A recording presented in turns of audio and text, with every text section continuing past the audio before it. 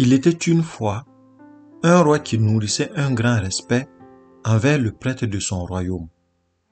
Chaque fois que le prêtre se présentait, le roi se levait de son trône pour l'accueillir et lui témoignait son honneur. Un jour, le roi s'adressa au prêtre en ces termes. « Prêtre, j'ai une question à vous poser. »« Bien sûr, roi, vous pouvez me la poser. » Le roi demanda alors. « Prêtre, veuillez m'éclairer sur ce qui est plus important, la conduite d'une personne ou sa connaissance. Je vous prie, prenez quelques jours pour y réfléchir et ensuite je solliciterai votre réponse. » Le lendemain, le prêtre royal se rendit au trésor du roi et préleva quelques pièces d'or qu'il glissa discrètement dans son sac. Le trésorier observa cette scène, mais par respect pour le prêtre royal, il garda le silence. Les jours suivants, le prêtre répéta ce rituel. Il se rendait au trésor, saisissait quelques pièces d'or et les dissimulait dans son sac avant de partir. Le trésorier, témoin de ces agissements répétés, finit par rapporter toute l'histoire au roi. Le jour suivant, lorsque le prêtre se présenta au palais, le roi ne se leva ni pour l'accueillir, ni pour quitter son trône.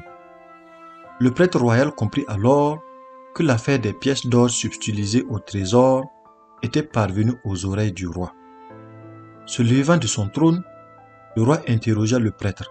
« Auriez-vous pris des pièces d'or du trésor ?» demanda-t-il d'une voix chargée d'émotion.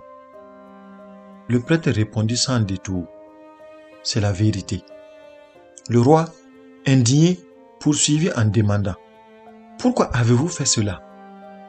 Ne vous souciez-vous pas de votre dignité et de votre respect? Est-ce digne de votre rang? » Un sourire se dessina alors sur le visage du prêtre qui répondit avec calme et bienveillance. « J'ai délibérément pris ces pièces d'or. Je voulais vous démontrer si la conduite d'une personne prime sur sa connaissance. Lorsque vous avez découvert que j'avais pris ces pièces d'or sans votre autorisation, vous ne vous êtes pas levé de votre trône pour me témoigner votre respect habituel. Au contraire, vous avez élevé la voix et manifesté votre colère à mon égard. Ma connaissance m'accompagnait déjà avant même que je ne prenne ces pièces d'or et elle est toujours présente en moi, même après ce larcin.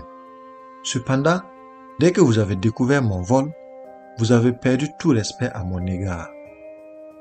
Vous me respectiez en raison de ma conduite, mais dès que ma conduite a changé, votre perception de moi a également changé et vous ne m'avez plus respecté.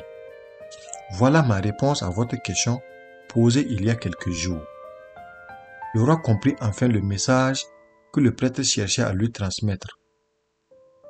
Se levant de son trône, il s'inclina devant le prêtre et lui accorda le respect qu'il méritait.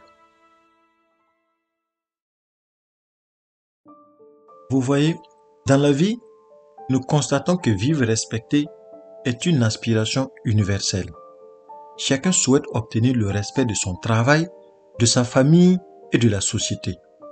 Cependant, nous oublions que souvent, pour obtenir ce respect, il est primordial d'adopter une conduite exemplaire car le respect ne s'obtient pas automatiquement. Il se gagne.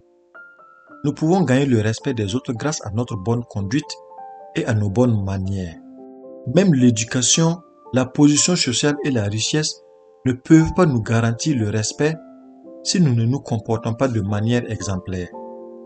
Une bonne conduite implique d'être bien élevé, poli, doux, discipliné et aimable. Certains se montrent agréables avec des mots doux uniquement en présence des autres, mais parlent de manière irrespectueuse en leur absence. Cela n'est pas une bonne conduite. Une véritable bonne conduite se manifeste aussi bien en public qu'en privé. De plus, de bonnes manières sont indispensables pour mener une vie heureuse, disciplinée et paisible. Elles peuvent également favoriser le succès dans tous les domaines de la vie. Merci pour votre écoute et soyez bénis.